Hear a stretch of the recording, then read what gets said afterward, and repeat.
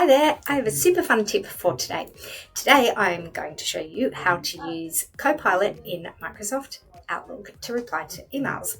I have an email invitation here. I'm going to hit the reply button and I have a little option in here to press Alt and I to draft the email. What would I like to say in the email?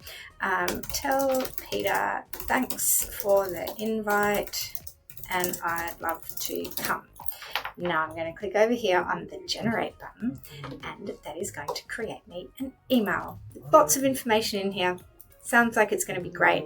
I now have options. I can regenerate, I can discard, or I can adjust, and here's the fun thing, because I can make it longer, shorter, more formal, more direct, more casual, or make it a poem.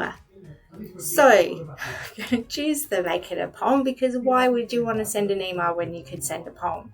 Thank you ever so much for the invitation to the After 5 networking celebration.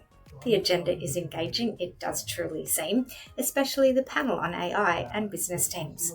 Must send it this way, so I'm going to click keep. Here is my nice little poem to send back to Pete. That's my fun tip for today.